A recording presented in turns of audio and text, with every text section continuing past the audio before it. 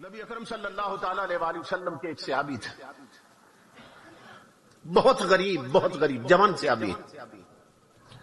امام الانبیاء نے ایک دن پوچھ لیا، فرمایا میرے غلام کیسے دن بیت رہے ہیں؟ عرض کی آقا برادری میں امیر لوگ بھی ہیں مگر میں بہت غریب ہوں، اور اس غریبی کی وجہ سے میری طرف کوئی توجہ ہی نہیں دیتا ہے۔ غریبوں کے جہاں میں وقت بھی رک رک کے چلتا ہے، کبھی صبح نہیں ہوتی کبھی شامیں نہیں ہوتی۔ میں آقا غریب ہوں، غریب کو کون پوچھتا ہے؟ محبت بری گفتگو ہو رہی تھی حضور کے ساتھ، اچانک جبرائیل امین آ گئے اور آ کے عرض کی اللہ کے حبیب کہ جس جوان سے محبت بری گفتگو فرما رہے ہیں نا، یہ تو کل زور تک زندہ ہے، کل زور کے وقت تک اس کی زندگی ہے، یہ فوت ہونے والا ہے۔ کل زور کے وقت اس نے مر جانا ہے میرے آقا۔ اوپر سے آئے تھے نا، لوح محفوظ دیکھ کے آئے، اس کی موت مقدر بن چکی ہے۔ آقا اس کے پاس تھوڑا وقت، یہ مرنے والا ہے۔ جبرائیل امین یہ خبر دے کے چلے گئے۔ کون؟ فرشتوں کے سردار نے خبر دی اس کی زندگی کل زور تک۔ امام الانبیاء کی آنکھوں میں آنسو آ گئے۔ اس کا مطلب یہ جانے والا ہے، مہمان ہے۔ قربان جائیں حضور کی لجپالی پر اور آقا کی رحمتوں پر۔ میرے آقا نے اس جوان سے پوچھ لیا، بتایا نہیں اسے۔ میرے آقا نے فرمایا، او جوان تیری زندگی کی کوئی بہت بڑی حسرت ہو مجھے بتاؤ تاکہ پوری کر دی جائے۔ اس کی آنکھوں سے آنسو بہہ نکلے۔ عرض کی اللہ کے حبیب غریبوں کی حسرتیں کیا پوچھتے ہیں؟ ہزاروں حسرتیں ایسی کہ ہر حسرت پہ دم نکلے۔ آقا جب سے آنکھ کھولی ہے غریبی ہی دیکھی ہے۔ اتنا غریب رہا ہوں میرے آقا کہ میں زندگی میں کبھی میٹھا نہیں کھا سکا۔ میرے آقا آپ نے پوچھ لیا تو اب عرض کرتا ہوں، دو حسرتیں ہیں جو زندگی بھر پریشان کرتی رہی ہیں، لیکن غریبی نے ایسے پنجے گاڑے تھے کہ وہ حسرتیں پوری نہ ہو سکیں۔ امام الانبیاء نے فرمایا کیا؟ عرض کی آقا ایک تو زندگی میں کبھی میٹھا نہیں کھایا، اور دوسری حسرت یہ تھی آقا میں جوان بھی ہوں، آپ کا غلام بھی ہوں، کاش کوئی نیک بیوی مجھے مل جاتی، کوئی شریک زندگی مل جاتی، کوئی زندگی کا اچھا ساتھی مل جاتا۔ میرے آقا میری طلب تھی، مدینے والے سو رہے ہوتے اور وہ زندگی کا ساتھی اور میں مصلی پہ رو رہے ہوتے، کوئی ایسی بیوی ملتی شریک زندگی، ہماری راتیں مصلی پہ بیت جاتی۔ آقا مل کے آپ پہ درود پڑھتے، مل کے اپنے رب کو مناتے، کوئی نیک شریف بیوی مل جاتی، مگر غریبی نے ایسے پنجے گاڑے ہیں کہ نہ کوئی رشتہ دیتا ہے اور نہ کبھی میٹھا کھا سکا۔ قربان جائے حضور کی رحمت پر۔ امام الانبیاء نے فرمایا بلال عثمان غنی کو بلاؤ،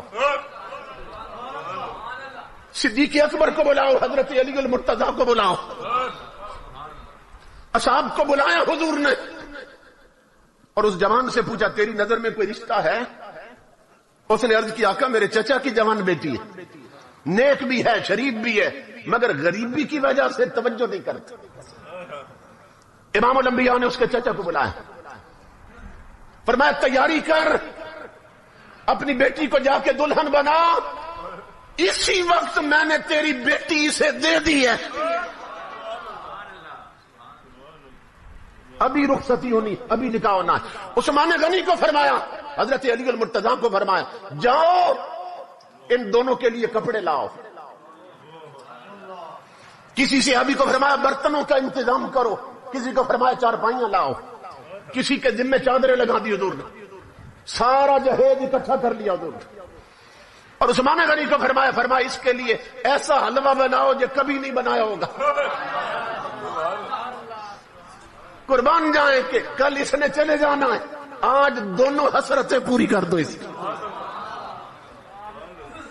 اتنا بھلا تو ماں نہیں چاہتی جتنا حضور چاہتے ہیں۔ امام الانبیاء کے غلاموں، مسجد نبوی میں اس کا ابھی حضور نے نکاح پڑھا دیا۔ ایک صحابی سے فرمایا تیرا گھر خالی ہے، تو اسے دیتا ہے؟ اور اس کی آقا قربان، فرمایا اس گھر میں اس کی بارات لے جاؤ، دلہن بھی پہنچاؤ، حلوہ بھی پہنچاؤ، سامان بھی پہنچاؤ۔ امام الانبیاء کے غلاموں، سب کچھ پہنچ گیا۔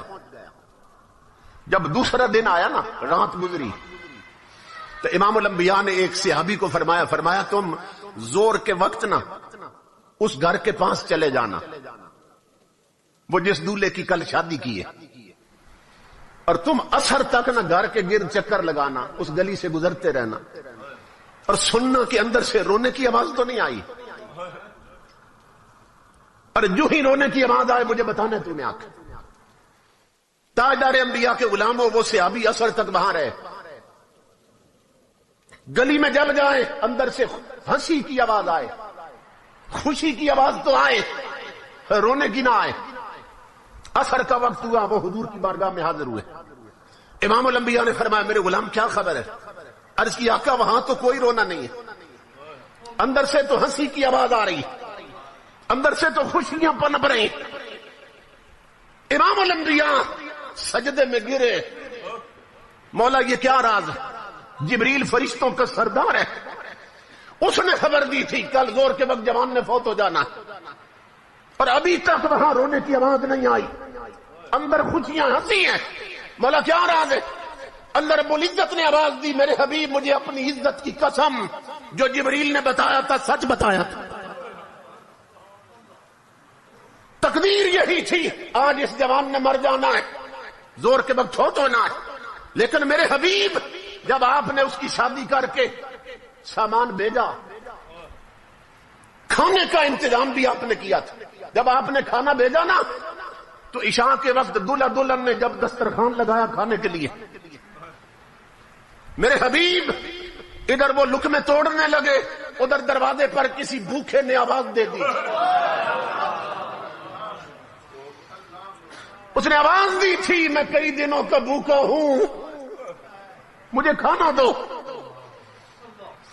جسے آپ نے دولہا بنایا تھا اس نے دلہن سے کہا، اس نے کہا میرے لیے یہی کافی ہے، مجھے تیرے جیسی شریف بیوی مل گئی،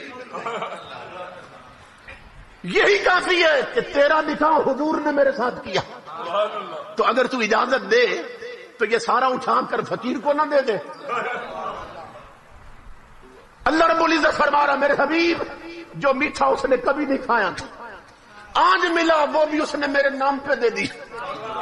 تو جب روٹی اور حلوہ پہنچا نا فقیر کی جولی میں، فقیر نے ہاتھ اٹھائے، مولا ان کی خوشیاں سلامت رکھنا، اس جوڑی کو خوشیاں دینا، انہیں اولاد دینا۔